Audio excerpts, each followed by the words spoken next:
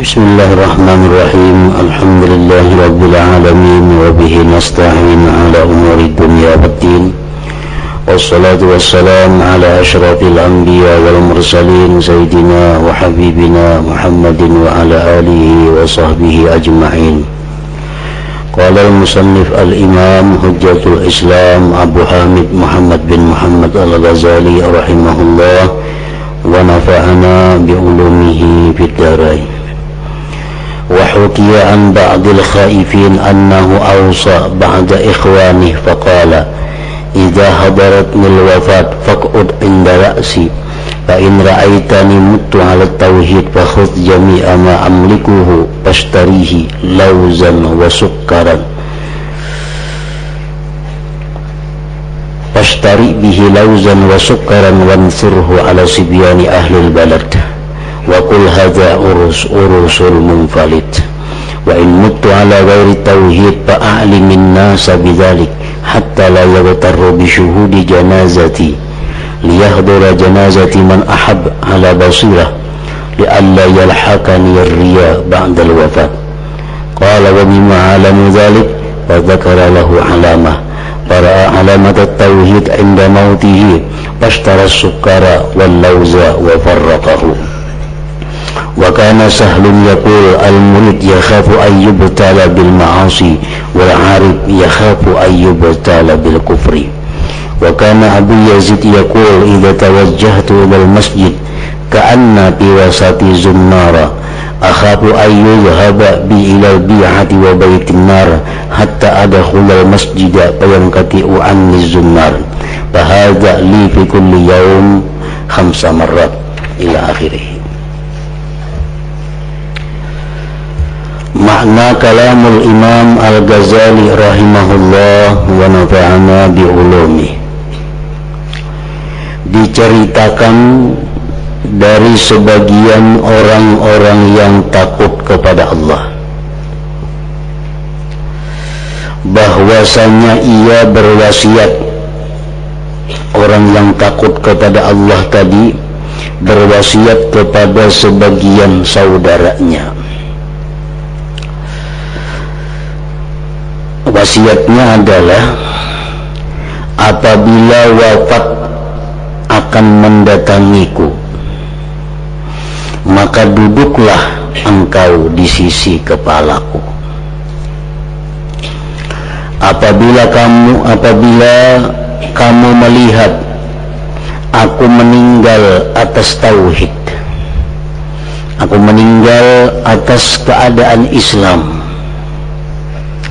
maka ambillah semua harta milikku, kemudian belikanlah harta milikku itu pada lauz, buah badam dan gula, lalu bagi-bagikanlah kepada anak-anak kecil penduduk negeri.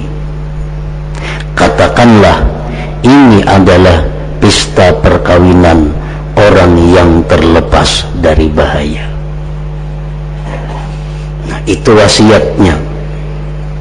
Bila aku dalam sakaratul maut, ikam duduk di pintang kepalaku. Nah, kalau aku sudah meninggal dunia dalam keadaan Islam, maka harta benda milikku itu tukarakan buah-buahan dan gula-gulaan. Kemudian bagi kepada anak-anak kecil penduduk negeri ini. Katakan ini merupakan pesta perkawinan orang yang terlepas dari bahaya. Dan jika aku meninggal atas selain tauhid, andai kata aku mati kada membawa iman, maka beritahukanlah manusia dengan yang demikian. Amun aku mati dalam keadaan kada beriman, amun aku mati dalam keadaan tidak agama Islam, beritahukan orang lain. Umumkan kepada manusia bahwa aku Fulan bin Fulan matinya su'ul khatimah. Tujuannya apa? Sehingga mereka manusia-manusia tidak tertipu dengan mendatangi jenazahku. karena kada diumumkan orang datangan kena mengantar jenazahku dan dikira aku mati dalam keadaan Islam. Jadi supaya orang jangan tertipu, umumkan supaya mendatangi jenazahku orang yang menyukai aku dengan mengetahui secara benar, supaya aku tidak terkena ria sesudah mati. Itu wasiatnya. Bila aku mati dalam keadaan tidak Islam, umumkan kepada manusia supaya mereka jangan tertipu. Kayaknya menziarahi kuburku manusia, dikira aku mati baik, padahal aku mati dalam keadaan kada Islam. Supaya orang jangan tertipu, umumkan. Sebagian saudaranya itu berkata, mendiwasiati ini betakun, dengan apa aku tahu yang demikian? Kayak apa aku tahu pada ikan ini mati dalam Islam, ikan mati dalam keadaan tercabut iman, apa tandanya? Dengan apa aku tahu yang demikian? Maka disebutkan kepadanya tanda. Tandanya macam ini. Nah, ujar orang yang takut kepada Allah tadi, bila aku mati tanganku itu masih menggenggam tangan ikam, berarti aku mati dalam keadaan Islam. Tapi bila aku mati tanganku ini lepas daripada tangan ikam, berarti aku mati lepas daripada iman. Itu tandanya.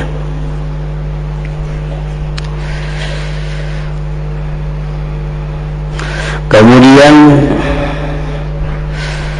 sebagian saudaranya itu melihat tanda tauhid ketika meninggal dunia. Begitu meninggal dunia, tangannya masih memegang erat tangan saudaranya. Nah, berarti ini mati dalam keadaan iman. Maka sebagian saudaranya itu membeli gula dan lauz buah badam dan dibagi-bagikannya. Nah, ini merupakan kelanjutan daripada keterangan yang telah lalu daripada Abu Darda radhiyallahu anhu, bahwa barang siapa takut matinya tidak membawa iman, maka dia mati akan membawa iman. Tetapi barang siapa tidak takut matinya, tidak takut, tidak tercabut iman, maka dia matinya akan tercabut imannya. Kita takutan kalau mati itu su'ul khatimah, takutan berarti kita bakal husnul khatimah. Tapi kalau kita kada takutan mati su'ul khatimah, asa merasa sudah husnul khatimah, maka alamat kita mati dalam keadaan su'ul khatimah.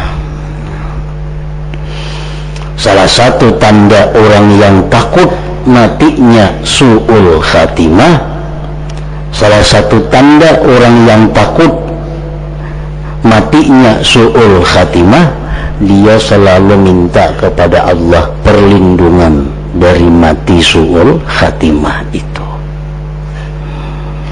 Habis sembahyang 5 waktu dia berlindung, ya Allah peliharakan aku dari mati su'ul khatimah. Berarti ini takutan mati su'ul khatimah. Bila takutan, nah bakal selamat, bakal husnul khatimah. Tanda orang yang kada takutan su'ul khatimah, kada berdoa-doa, meminta-minta aja kada lawan Tuhan, kada dia minta husnul khatimah, kada dia berlindung dari su'ul khatimah.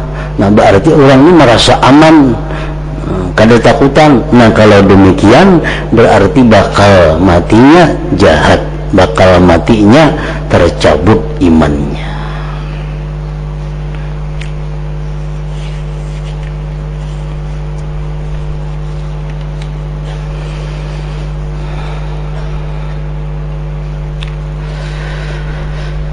Sahal rahimahullah ta'ala berkata, seorang murid itu takut akan mendapatkan cobaan dengan kemaksiatan. Dan orang yang arif itu, orang yang ma'rifat itu takut akan mendapatkan cobaan dengan kufur. Nah, orang-orang biasa, orang-orang yang masih muridnya takutan kalau jatuh ke dalam maksiat. Kalau orang yang mengenal Allah, bukan hanya maksiat yang dia takuti, kafir dia takut. Sebab kada ada satu jaminan kita hari ini Islam, esok masih Islam. Kada ada jaminan bahwa kita hari ini menuntut ilmu, beribadah, kada ada jaminan kita mati bakal selamat. Nah, oleh karena itu mereka takut akan kafir, takut akan matinya tidak membawa iman.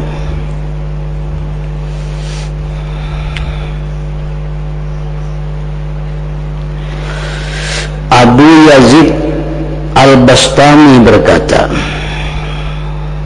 Abu Yazid bacaannya, apabila aku berangkat ke masjid untuk sembahyang berjamaah, artinya seolah-olah pada pinggangku ada ikat pinggang. Aku takut diberangkatkan aku ke gereja dan rumah api tempat ibadah orang Majusi. Ujar Sidin, bila aku tuh ke masjid, di perjalanan tuh aku takutan kalau aku nih bapaling arah tak ke gereja. Takutan kalau hati ini tak ubah hendak ke rumah ibadat orang Majusi, karena kada ada jaminan aman dari itu. Sehingga aku masuk masjid, maka putuslah ikat pinggang itu dariku. Kecuali ke masjid, hanya aku merasa sudah sampai.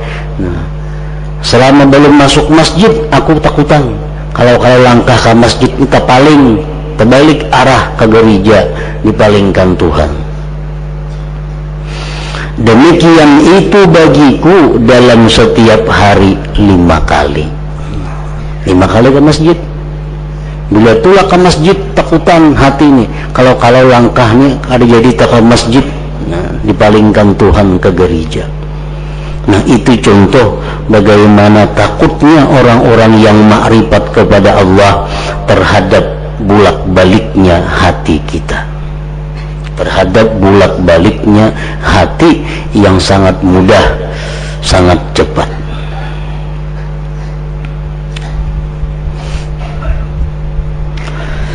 Diriwayatkan dari Al-Masih alaihi salatu wassalam bahwasanya beliau berkata, Nabi Isa alaihi salatu wassalam, wahai golongan Hawariyin, ini sahabat-sahabat Nabi Isa, kamu semua takut melakukan maksiat, sedangkan kami golongan para nabi merasa takut akan kafir.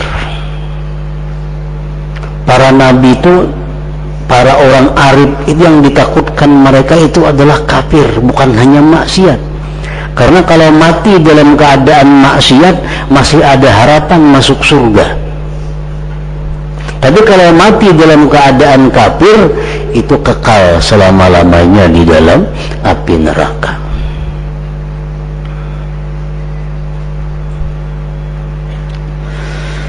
Dan diriwayatkan pada khabar-khabar anbiya, para nabi, bahwasanya seorang nabi mengadu kepada Allah Ta'ala akan lapar, kutuk dan tidak berpakaian beberapa tahun, dan adalah pakaiannya bulu binatang. Nabi ini sudah bertahun-tahun dalam keadaan lapar, susah, lalu minta kepada Allah, minta dikenyangkan, minta pakaian. Maka Allah Ta'ala mewahyukan kepadanya Nabi, wahai hambaku, apakah kamu tidak senang bahwa aku memelihara hatimu dari kafir denganku? Ikan meminta pakaian, meminta kenyang, menjadi Tuhan. Ikan kada senangkah selama ini hati ikan itu kupelihara daripada kafir, sehingga kamu meminta kepadaku akan dunia? Nikmat yang paling besar yang diberikan Allah kepada manusia itu adalah nikmatul iman, nikmat iman. Kalau sudah dapat nikmat iman itu, kada peduli lagi dengan nikmat yang lainnya.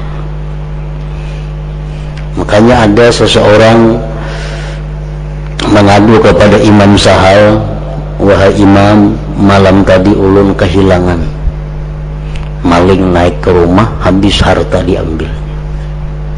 Ujar Imam Sahal, itu untung ikam, untung kada iman ikam diambilnya. Jika iman ikam diambilnya, nah, maka semuaan itu kada menjadi berarti lagi. Maka Nabi itu mengambil tanah lalu diletakkan di atas kepalanya dan berkata, iya, sungguh aku senang wahai Tuhanku, maka peliharakanlah akan aku dari kafir itu.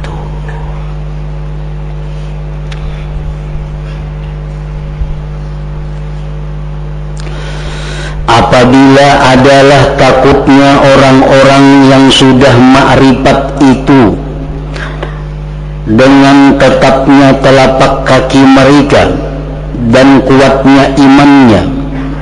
Nabi-nabi itu, orang-orang ma'rifat itu sudah kokoh sebenarnya imannya. Orang-orang ma'rifat itu sudah kuat sebenarnya imannya, tetapi mereka itu masih takut dari su'ul khatimah. Padahal mereka ibadahnya luar biasa, imannya kuat, tidak ada dunia di dalam hati mereka, tetapi mereka sangat takut kalau mati kada membawa iman.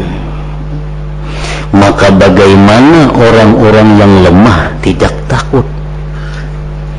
Orang yang kada pa ibadat, yang sibuk hanya memikirkan duniawi, kenapa kada takut dengan su'ul khatimah itu? Kenapa kada takut? Orang-orang aulia, ambia, orang ma'rifat yang sudah kuat iman, yang sudah kada ada pikiran dunia, mereka sangat takut dengan tercabut iman waktu menjelang kematian itu.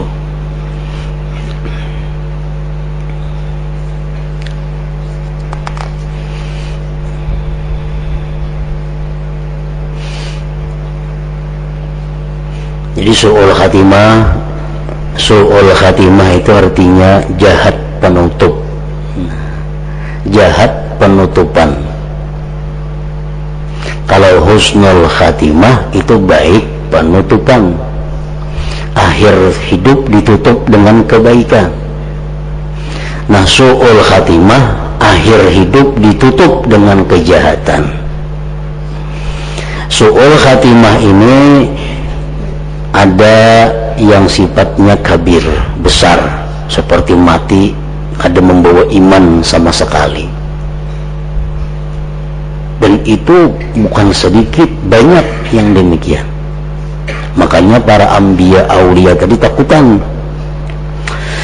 Ada su'ul khatimah sagir nang halus, su'ul khatimah juga mati membawa iman tetapi dalam keadaan mencintai dunia. Mati mati dalam keadaan cinta kepada dunia, itu disebut su'ul khatimah juga. Sama su'ul khatimah, cuma yang pertama tadi kekal dalam neraka, yang kedua ini kada kekal dalam neraka.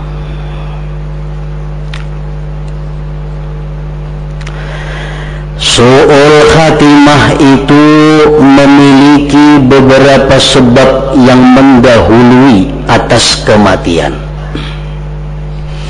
Artinya su'ul khatimah itu ada sebab-sebab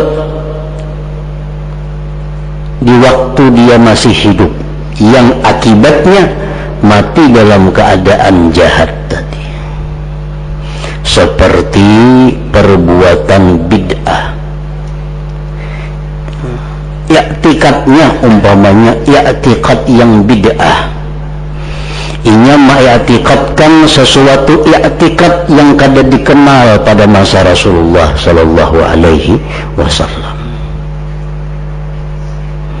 seperti ma'iktikadkan jahatnya sebagian sahabat Nabi. Nah, itu i'tikad bid'ah, karena di zaman Nabi i'tikad seperti itu kada dikenal. Seperti ma'iktikadkan jahatnya sebagian keluarga Nabi, itu i'tikad yang tidak dikenal pada masa Nabi.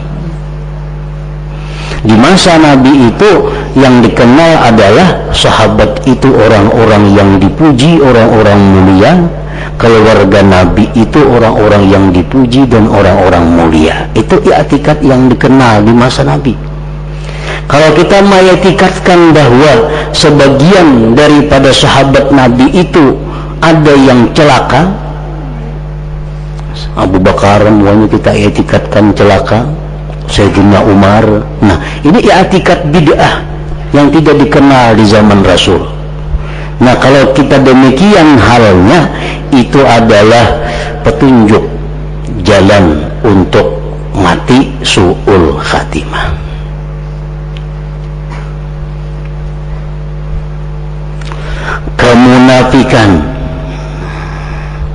Kemunafikan, sifat-sifat munafik yang ada di dalam dirinya, itu akan membawa kepada su'ul khatimah. Takabur dan sejumlah sifat-sifat yang tercela, terutama sifat-sifat yang dikatakan oleh Rasulullah sebagai sifat yang orang mukmin tidak bersifat dengannya. Kita nih bersifat dengan sifat yang ujar Nabi orang beriman kadang mau bersifat itu. Nah, kalau kita bersifat itu alamat bahwa kita su'ul khatimah. Contohnya ujar Nabi kita, khaslatani la yajtami'ani fi mu'minin. Ada dua perkara yang keduanya itu kadang mau berhimpun pada orang beriman. Nah, orang beriman kadang mau bersifat ini. Nah, kalau kita bersifat ini, tanda artinya kita su'ul khatimah. Yang pertama, al-bukhlu, kikir. Orang beriman, ujar Nabi, tidak ada yang bersifat kikir. Bila kita bersifat kikir, berarti kita ada beriman ngarannya, alamat matinya su'ul khatimah.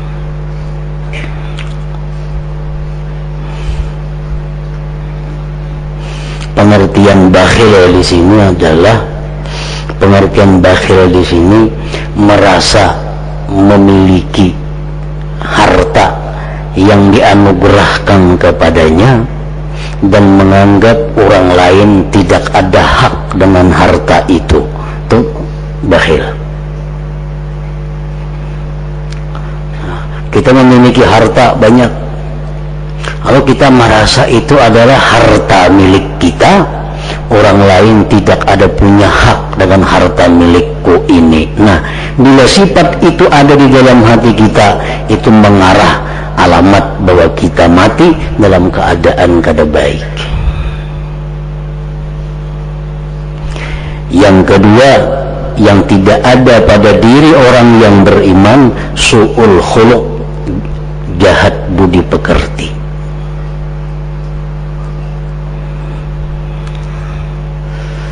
Jahat budi pekerti itu macam-macam. Sakada-kadanya inya menuntut orang lain untuk menunaikan hak dirinya, sedangkan dia tidak menunaikan hak orang lain. Nah, itu sudah buruk budi pekerti ngarannya. Hendak orang lain aja lawan sawab, seorang kada lawan orang lain. Nah, itu buruk budi pekerti. Itu kada ada dalam diri orang yang beriman. Bila demikian ada pada diri kita, itu mesti dihilangkan, karena itu adalah petunjuk yang mengarahkan kepada mati dalam keadaan jahat. Perbuatan bid'ah, kemunafikan, takabur, dan sejumlah sifat-sifat yang tercela. Oleh karena itu para sahabat bersangatan takut dari kemunafikan, sehingga Al-Hasanul Basri berkata, jikalau aku tahu bahwa aku terlepas dari kemunafikan, niscaya itu lebih aku sukai daripada sesuatu yang terbit atasnya matahari. Artinya, andai kata aku nih tahu bahwa aku nih terlepas dari sifat munafik, aku rela memberikan seluruh yang kumiliki, walaupun itu seperti dunia besarnya. Andai kata ada yang menjamin bahwa ikam itu mati selamat kada bakal munafik, ada yang menjamin kayak itu, udah sini sabigi dunia aku bayari. Andai kata aku bayisi dunia, asa ada yang menjamin kayak itu.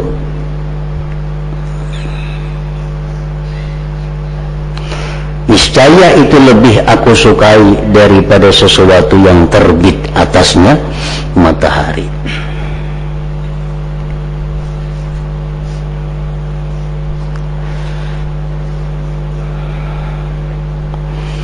Rasulullah sallallahu alaihi wasallam memberikan petunjuk kepada kita agar kita selamat daripada munafik.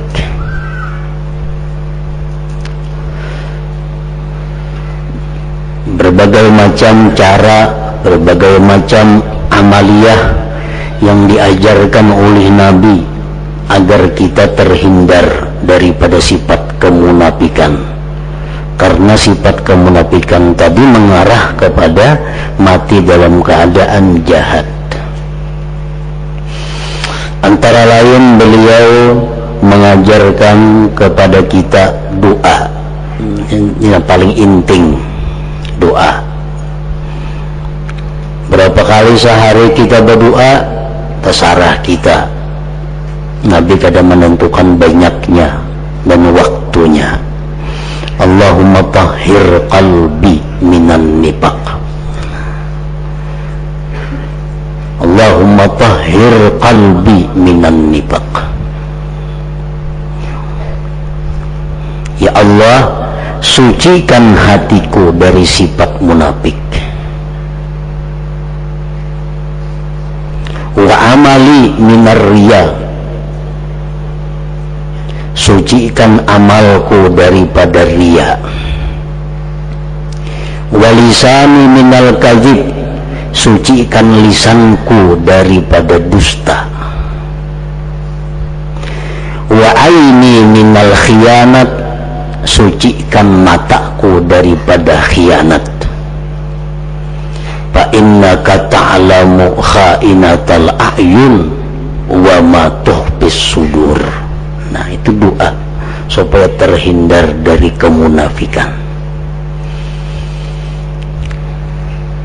Kada disebutkan Nabi berapa kita membaca tasarah, artinya sesuai keperluan kita, sesuai dengan takutnya kita. Makin kita takut, makin banyak membacanya. Allahumma tahhir qalbi minan nifaq wa amali minar riya wa lisani minal kadhib wa aini minal khiyanah fa innaka ta'lamu kha'inatal a'yun wa ma tuhbis sudur. Sucikan hatiku dari kemunafikan, sucikan amalku daripada riya, sucikan lisanku dari dusta, sucikan mataku dari khianat. Bahwa engkau mengetahui khianatnya mata dan yang menyembunyikan oleh hati. Tuhan mengetahui itu.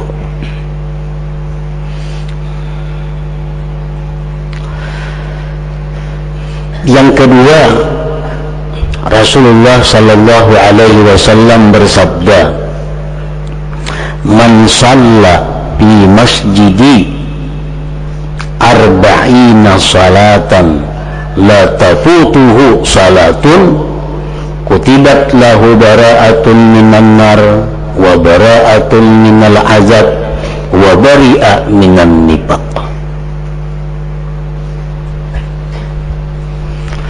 Barang siapa, ujar Nabi, yang sembahyang di masjidku, di Madinah situ, Masjid Nabawi, 40 sembahyang fardu, tentunya berjamaah,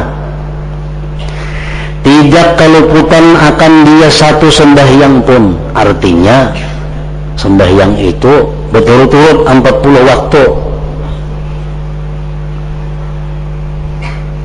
Sembahyang berjamaah di Masjid Nabawi berturut-turut 40 waktu. 8 hari kah hitungannya? Ditetapkan bagi dia terlepas dari neraka, terlepas dari azab, terlepas dari sifat kemunafikan. 8 hari di Madinah sembahyang ke Masjid Nabawi berjamaah, jangan taliu-liung, 40 waktu berturut-turut, la tafutuhu salatun. Nah, itu amalan untuk terhindar dari sifat kemunafikan.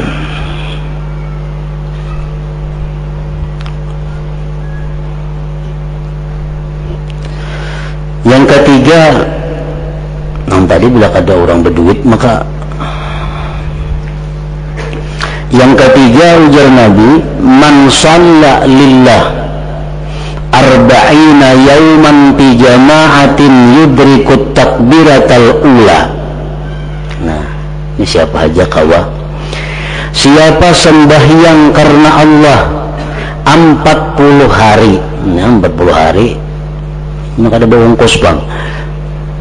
Kalau 40 hari, jadi 40 waktu. Ini 40 hari berjamaah. Memperdapati dia akan takbiratul ula imam. Artinya waktu imam Allahu Akbar mulai sembahyang, ini sudah ada di belakang imam. Ini sudah ada di belakang imam.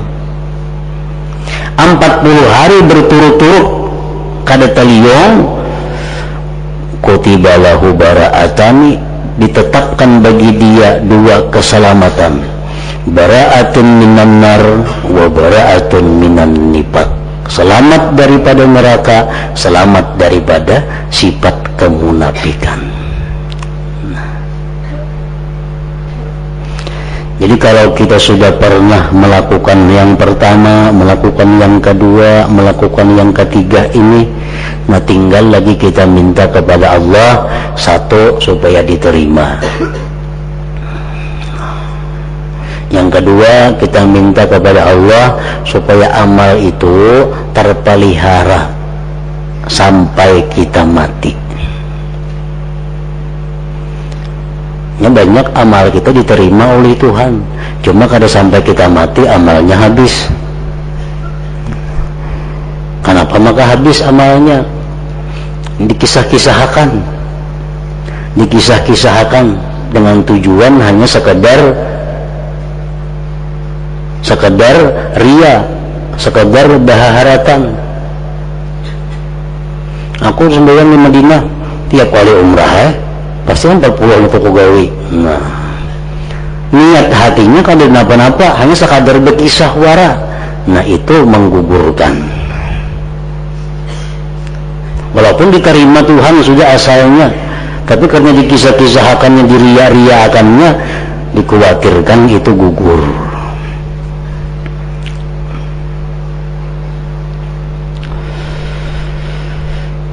Allahumma tahhir qalbi minan nifaq wa amali minar riya wa lisani minal kadhibi wa aini minal khiyanati fa innaka ta'lamu kha'inatal a'yun wa ma tukhfis sudur. Nah, itu doa supaya terhindar dari kemunafikan.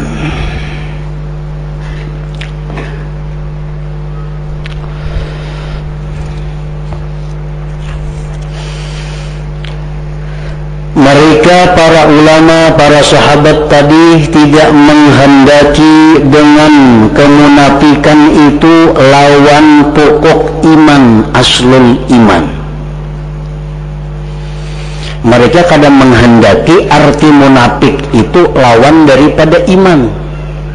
Ya, ada munafik itu munafik orang yang pura-pura masuk Islam tapi di hatinya kafir. Nah, itu lain lagi, itu sudah kafir nyata itu. Orang hendak kawin agama Kristen, jebiniannya kada kawin kada Islamnya supaya diterima orang, itu munafik ngarannya. Itu sudah kada masuk, itu sudah nyata.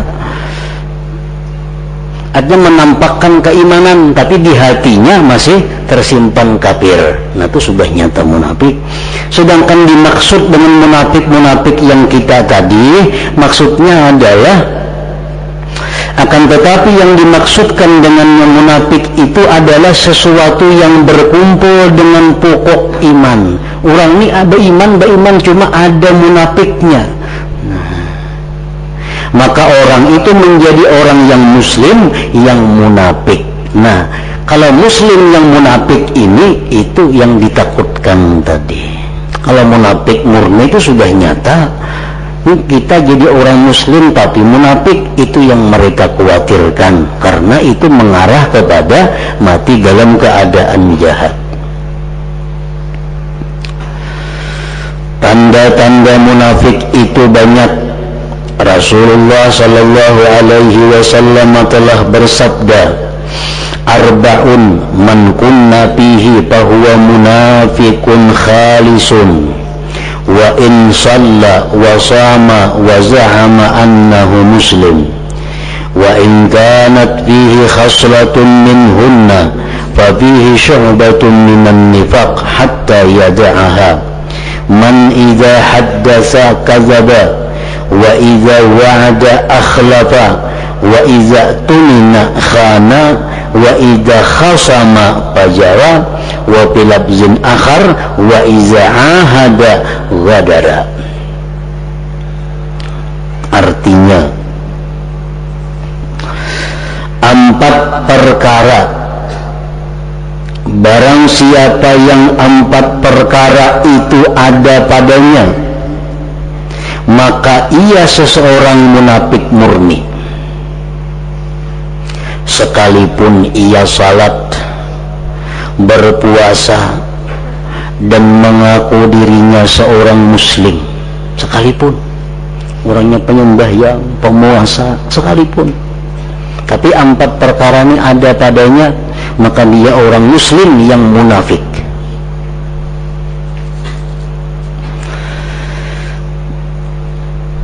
Dan jika ada padanya 1 perkara dari 4 perkara itu, maka padanya terdapat 1 cabang dari kemunafikan sampai ia dapat meninggalkannya, yaitu apabila berbicara maka ia berdusta. Artinya orang ini dikenal sudah sebagai banyak dusta, dikenal. Siapa orang bawa kabar teh si pulan bah kok kada yakin men itu bawa kabar jarna, artinya orang terancak berdusta.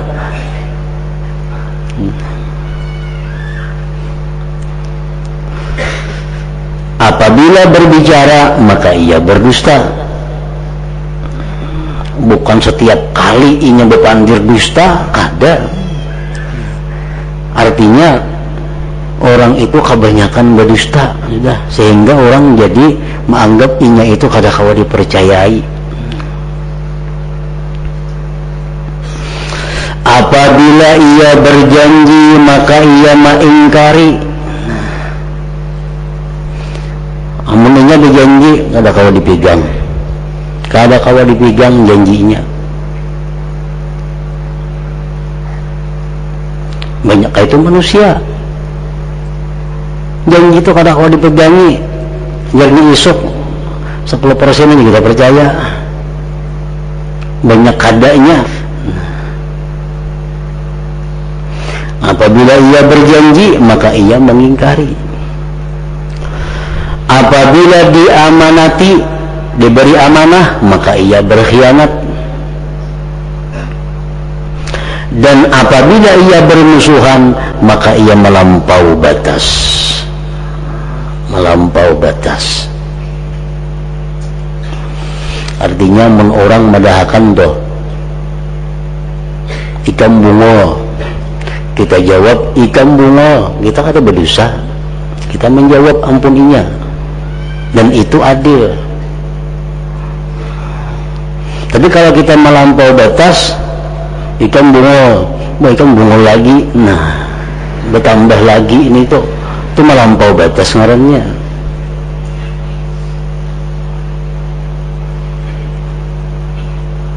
Membalas kezaliman, sekedar kezaliman itu adalah adil. Adil.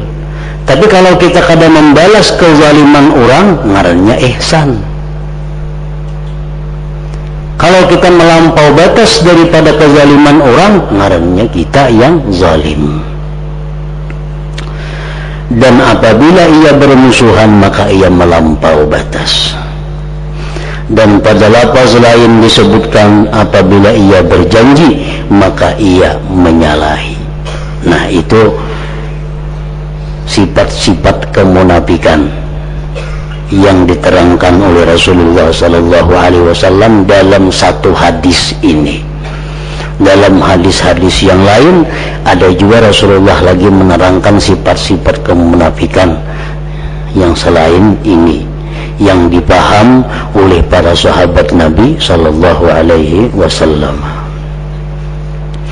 Nah, dari situ para sahabat dan para tabi'in menafsirkan arti nifaq.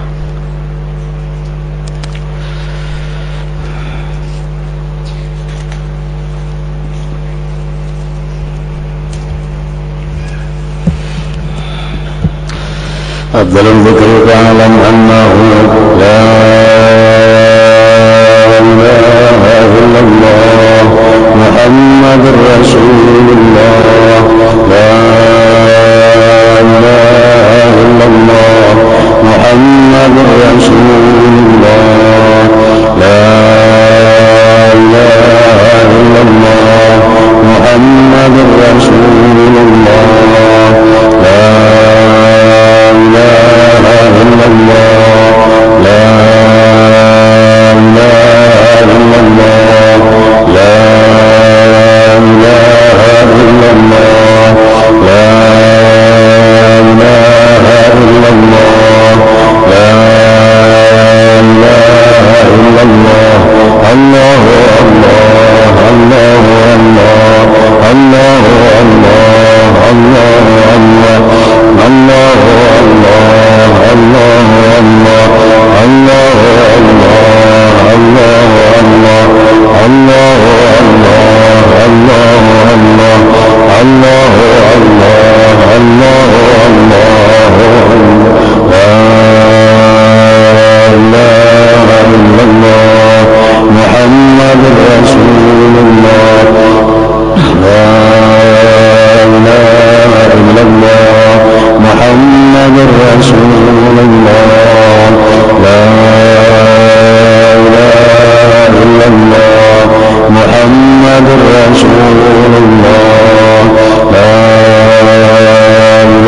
الله الله